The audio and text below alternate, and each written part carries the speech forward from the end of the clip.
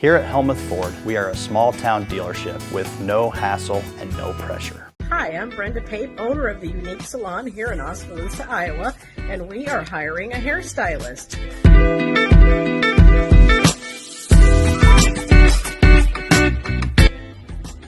This station could be yours if you're interested in the job here at the Unique Salon.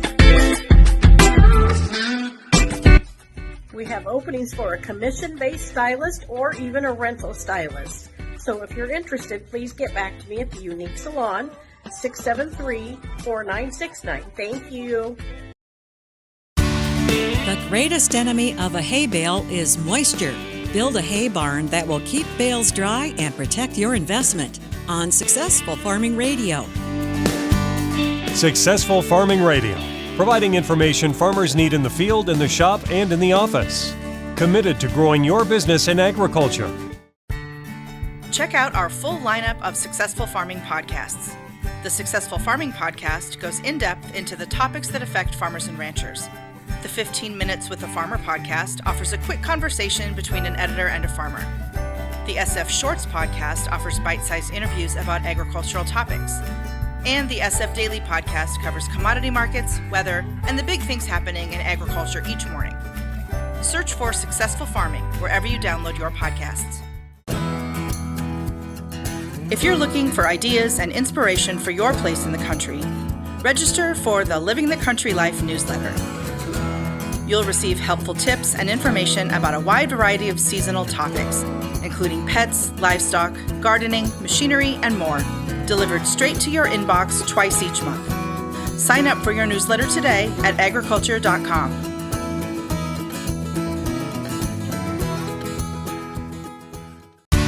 Reduce your dry matter losses and maintain forage quality by building a barn for your hay bales. It can be fully enclosed or have 3 walls depending on your needs. One of the most important considerations is ventilation. If barns don't have good airflow, moisture that respires from some bales can be absorbed by other bales. Morgan Hayes is an agricultural engineering professor at the University of Kentucky. She says your planning should also consider site selection and the orientation of the barn. You really want to set up your barn so that you can not receive your weather directly onto a lot of your surfaces. But if turning your barn means you get no ventilation because the other sides are completely solid-sided, you may accept some loss on those end bales in order to get ventilation through a barn. There are any number of building styles to choose from. The type and size of the bales and how you like to stack them will influence its dimensions and storage capacity. The purpose of the barn is to keep the bales dry from both above and below. Condensation on the floor is a big challenge, so instead of concrete, Hayes recommends a gravel base. And hopefully the base of the barn slightly elevated at least 6 or 8 inches above the outside ground. And the purpose for that is to try and keep any outside moisture from working its way under.